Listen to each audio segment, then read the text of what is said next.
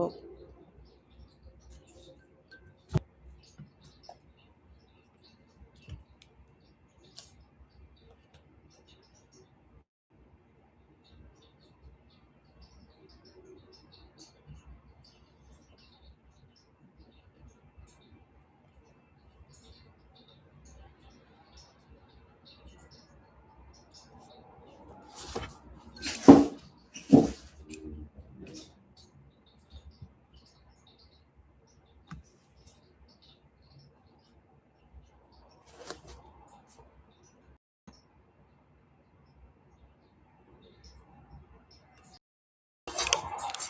what about now?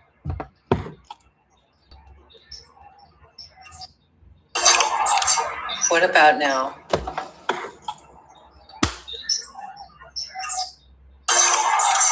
What about now?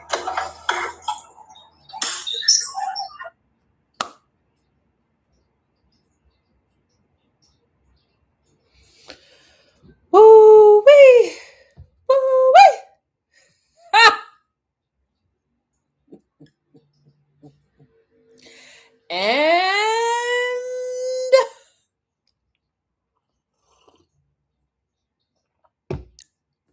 ain't this about a motherfucking bitch, bro? I fucking swear. Some fucking bullshit.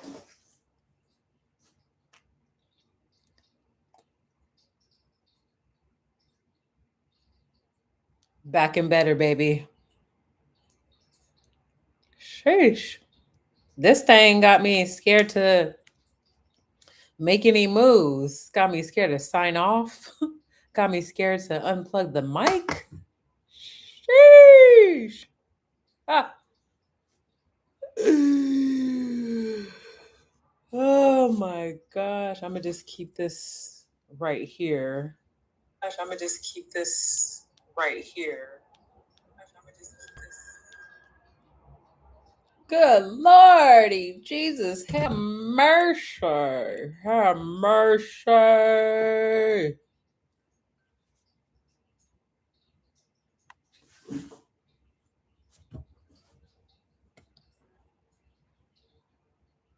Okay. So,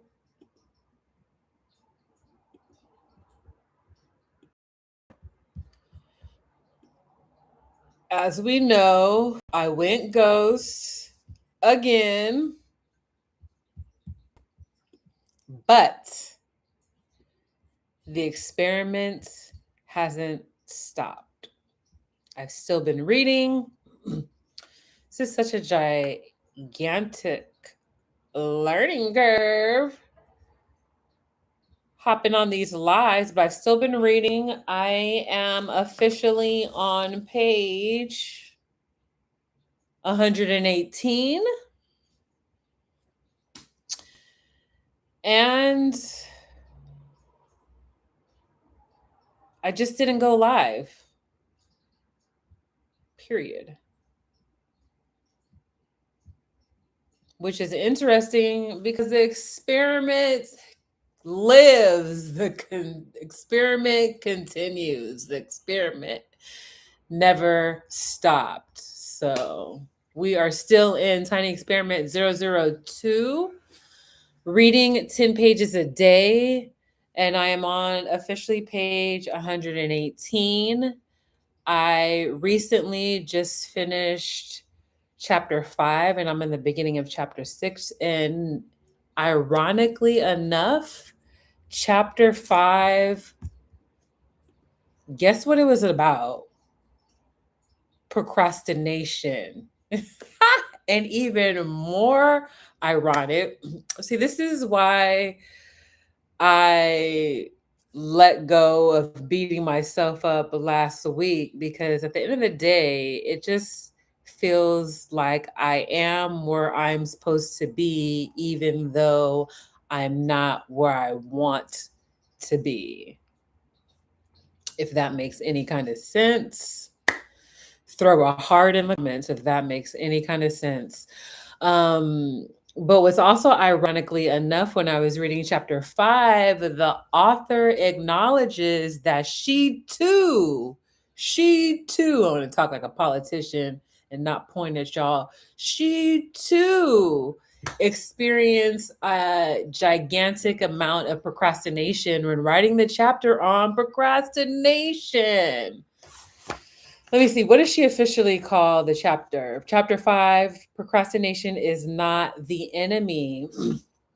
So I really appreciated this chapter. This chapter sat with me because one thing I learned is that oftentimes your procrastination is telling you something about either the process or yourself or where you are. So as I was reading it, was giving all the snaps up, giving all the snaps up. And so, one example or one little tidbit that stood out to me in the chapter on procrastination was in order to complete this chapter, the author eventually realized, you know what?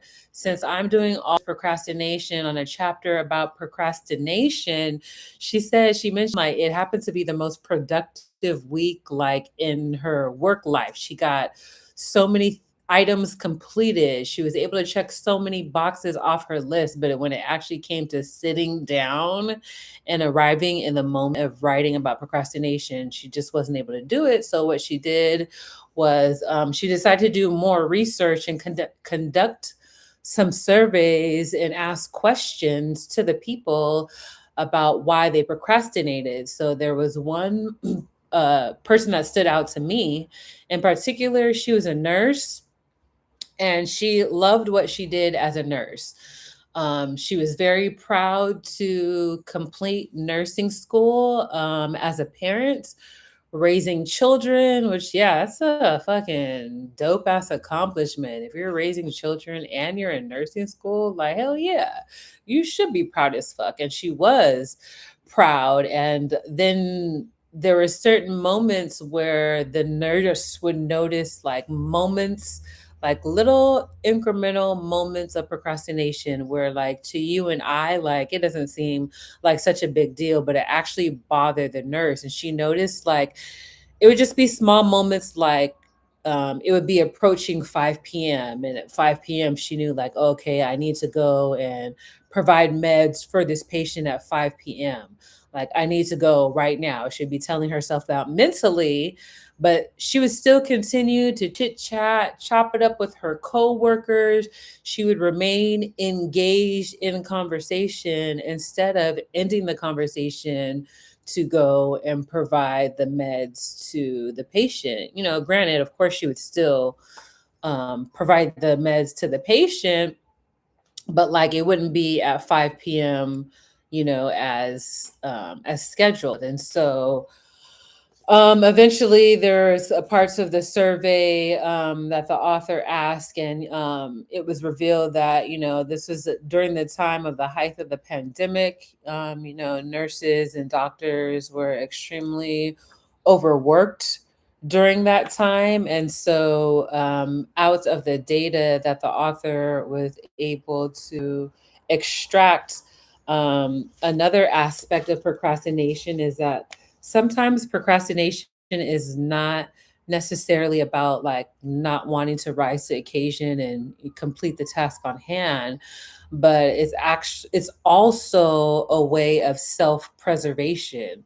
So of course during the time of the pandemic, like, yeah, that makes sense, you know what I mean? Like nurses and doctors were consistently on call 24/7. Any way that you can self-preserve, even if it requires remaining engaged in conversation instead of breaking away from the conversation to go provide meds to the patients, like that's that's an indication to self like you need some time off, you know what I mean?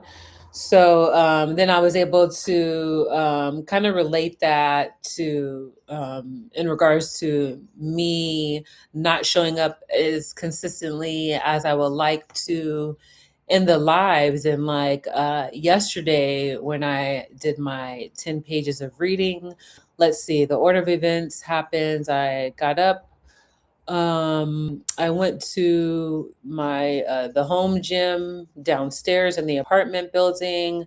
I walked on the treadmill uphill, set that baddie all the way to the incline of 15, walked a mile, did some push-ups and sit-ups, and then I came back to the studio here, did the reading, and then when I was done reading, I was like, okay, I'm gonna shower and then I'm gonna hop on the live.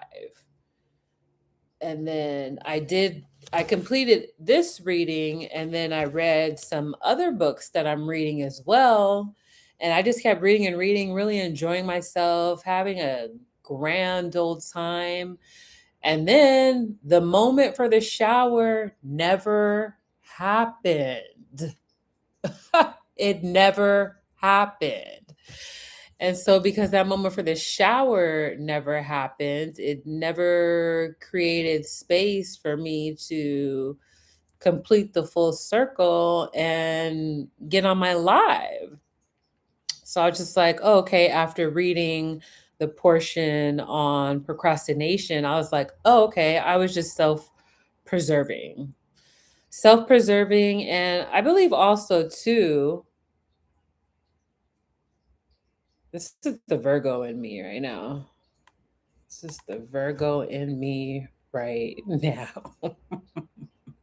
That's why when I am on the live, I make the screen smaller so I don't really have an idea of what's going on. Um, but yeah, just a way for self preservation because honestly, like the lives, like I'm still very much obviously in a space of discomfort. The last live I did show up to after being ghost for 8 days, I go and I was feeling confident in my live. I was low key having a great time on the previous live just before this. Y'all know what happened? That shit was silent as fuck. First of all, I started the last live without the mic, without the headphones. Then I realized, like, oh, okay, hold on. Let me grab the mic, let me grab the headphones, plugged everything in, went on, had a grand old time with self, showing up and completing that full circle. And then I went to run that shit back. That shit was silent as fuck. I was like, so I believe part of that played a role in my self-preservation as well because I was just like, I'm not in the mood for like struggle or embarrassment or it's not honestly, I'm not even embarrassed. It's more just like feeling annoyed, you know what I mean? Like this is a new process. Like of course things are going to be awkward and like there's no embarrassment to that because like that's like naturally expected, you know what I mean?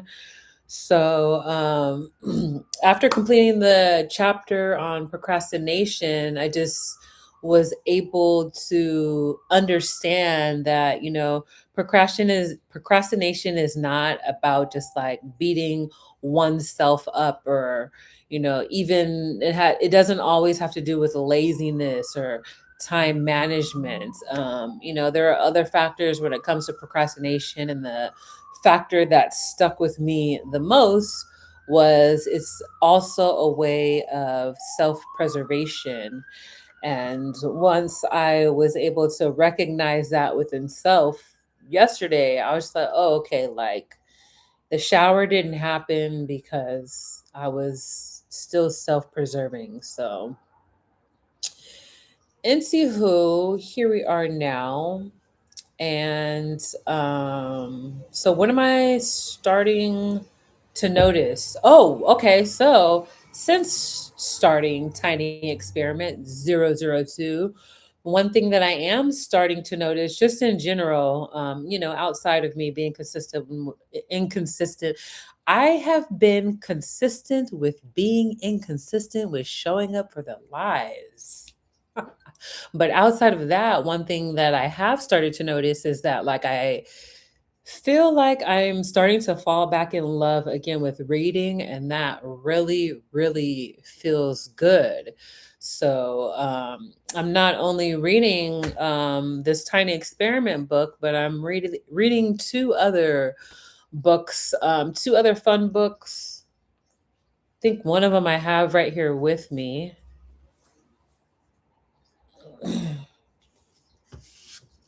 Gregory Maguire just recently put out Elfie, and the brilliant marketing that got me to actual purchase the book Elfie.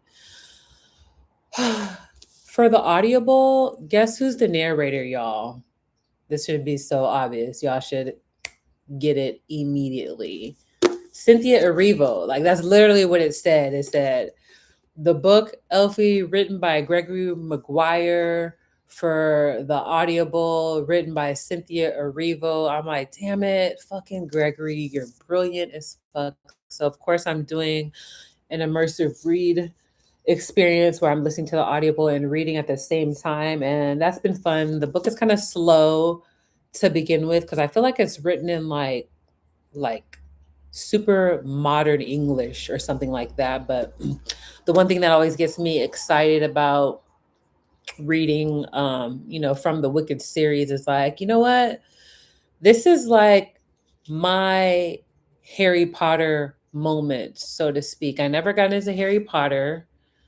And the only reason why I'm really into the Wicked series now is because of they actually created a movie, you know what I mean? And there was representation in the movie. And so the as I see that reputation in the movie and the author continuing to tap back into the representation and having a Black individual be the narrator who is also the main character of the book, like, of course, I'm going to stay tuned. And then the other book that I'm reading is Across the Room. I'll talk about it more another time. But I'm really pumped about it because I low key feel like I'm ahead of the curve reading this book, or curb. I'm ahead of the curve with this book because currently, right now, the other book that I'm reading is in the process of becoming a series on Hulu. So I'm super pumped about that because I feel like by the time that project is put out, it'll probably be 2027 and I would have read the book. So it'll be cool to see how the book translates onto the big screen. So super pumped for that. So I'm appreciating Tiny Experiment 002 and looking forward to mastering these lives. I'm so looking forward to mastering the live show, to really owning the full experiments of Tiny Experiments, and really connecting the bridge of the difference between doing something and showing people you're doing something. So I am really looking forward to bridging that gap because there is a difference between doing something, reading every day, and bridging the gap by actually showing up and showing people that I'm doing something. So looking forward to that. So where am now? I am back. I am on page 118. And I'm happy to just continuing and growing in this process with self by reading and creating a live experience where um, I'm new to this platform and I am really looking forward to owning this craft and creating new experiences where we are exploring more experiments together. But until then, stay tuned for new data the same experiments, I'll be back.